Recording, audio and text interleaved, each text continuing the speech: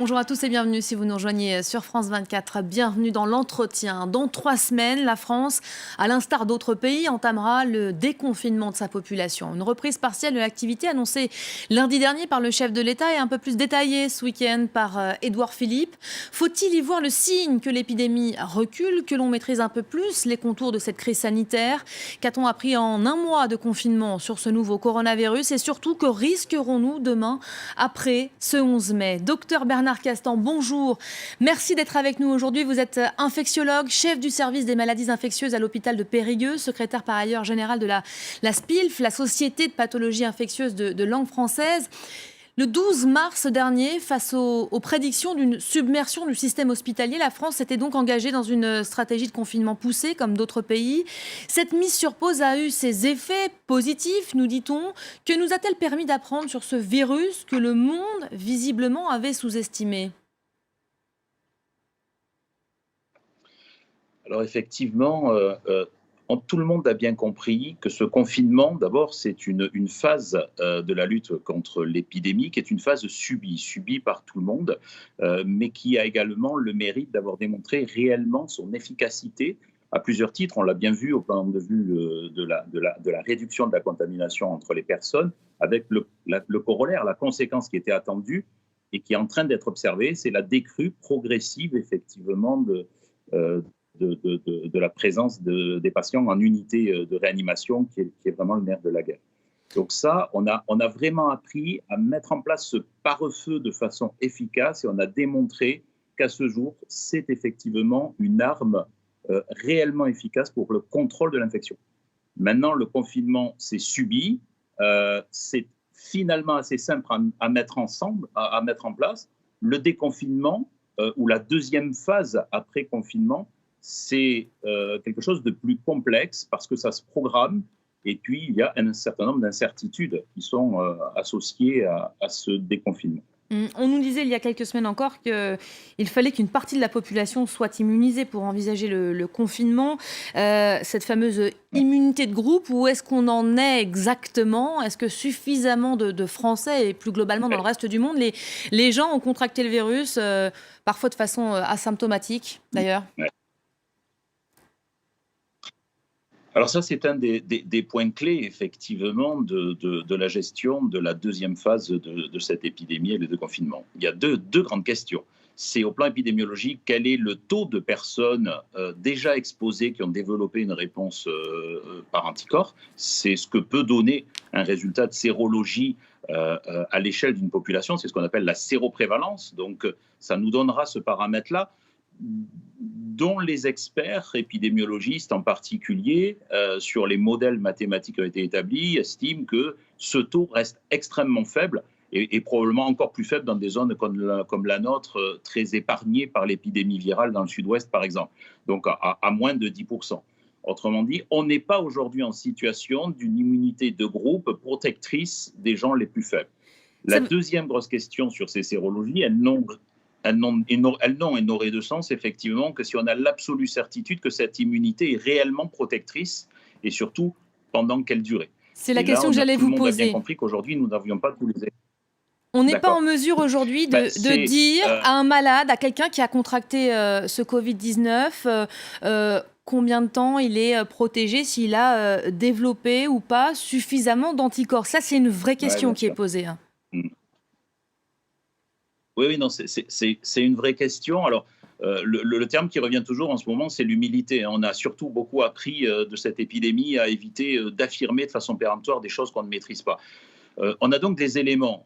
On a les éléments de l'histoire quand même, de la virologie, des infections virales, saisonnières, etc. et des réponses immunes naturelles. Quand on est en contact avec un agent infectieux, on développe une réponse. Dans le cas du Covid, il est vraisemblable que les gens qui ont guéri assez rapidement d'ailleurs, ou qui ont été asymptomatiques pour des infections de ce type-là, ont développé une immunité qui a permis de contrôler cette infection virale. Donc tout porte à croire que cette immunité, en particulier médiée par les anticorps, est efficace.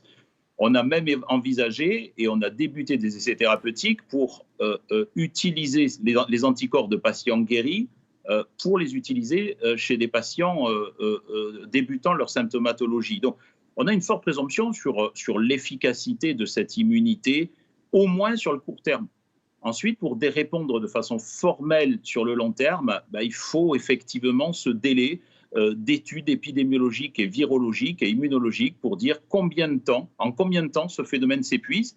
Et après tout, est-ce qu'il ne va pas être auto-entretenu par des contacts que l'on aurait quand on a été immunisé en se remettant en situation de déconfinement? C'est pas impossible du tout. En faisant ses courses notamment aussi, de façon plus générale. C'est vrai qu'on a commencé à voir certains malades, certaines personnes qui ont contracté le virus il y a déjà quelques semaines, avoir de nouveau des coups de mou ou des symptômes, de nouveau refaire surface. On parle de réactivation du virus.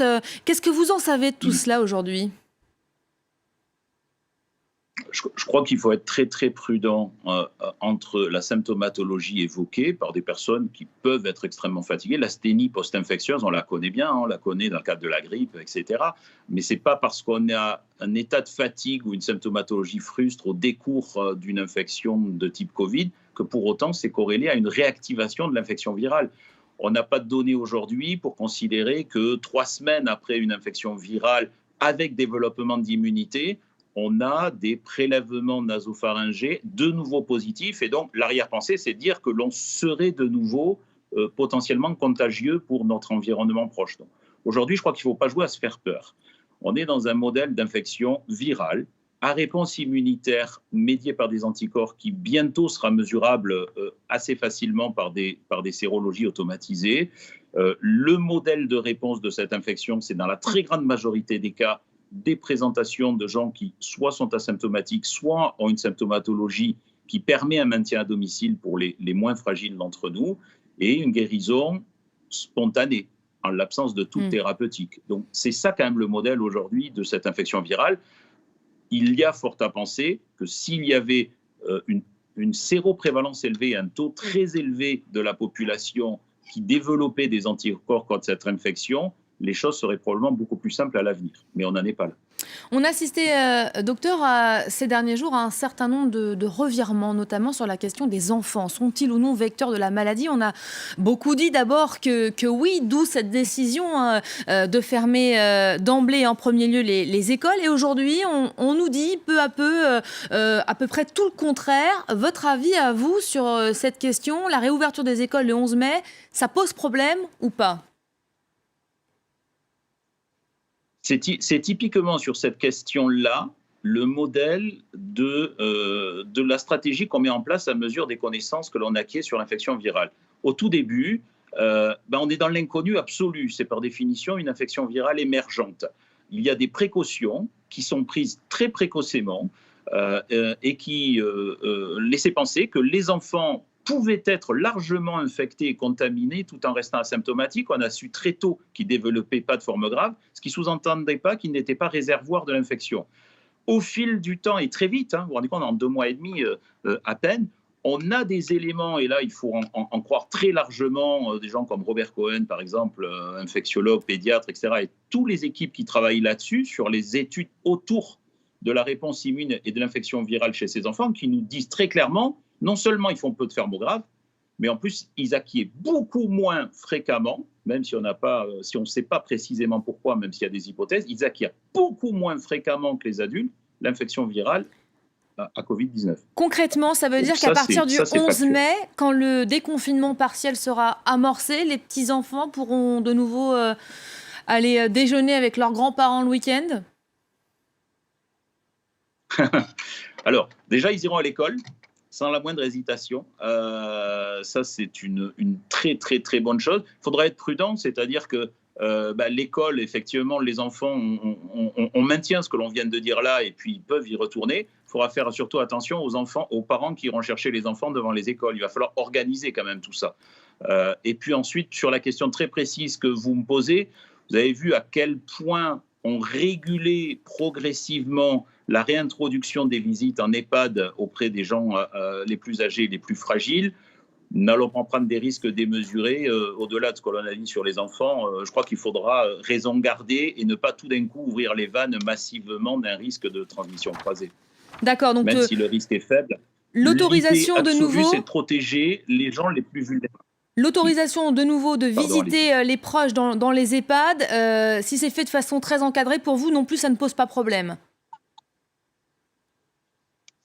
C'est vraiment un problème d'ouverture, de dimensionnement de la réouverture des vannes pour l'exposition du public à une circulation virale. C'est quel est le degré, où est-ce qu'on met le curseur et en respectant effectivement un certain nombre de problématiques sociétales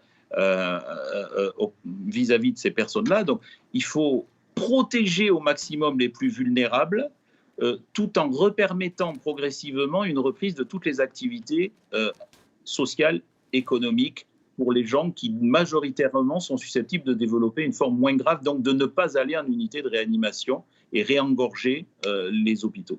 Une dernière question peut-être sur l'origine de ce virus. Depuis le début de l'épidémie, la piste d'une contamination animale a été la plus plausible selon les scientifiques. Et on a commencé à entendre parler d'une autre hypothèse d'un virus qui aurait été fabriqué par l'homme dans un laboratoire en Chine. Votre avis à vous sur ces rumeurs?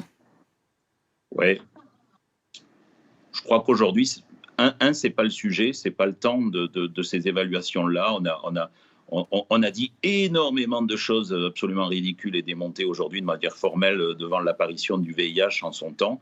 Ne recommençons pas les mêmes erreurs du passé. Je crois qu'aujourd'hui, on a des experts scientifiques très précis, virologues, etc., notamment l'Institut Pasteur, qui nous affirment que les quelques bases nucléiques qu'on peut retrouver communes au VIH et à ce virus-là sont tout à fait aléatoires et en aucun cas ne permettent d'évoquer le fait d'une manipulation de ce virus. Donc aujourd'hui, je crois que, c'est pas le temps du débat et de la discussion autour de ce sujet, et deux, c'est extrêmement peu vraisemblable. Merci beaucoup, Dr Ménard-Castan, de nous avoir accordé une partie de votre temps précieux. C'est la fin de cet entretien. Vous restez évidemment à nos côtés. L'info revient d'un instant à l'autre sur France 24.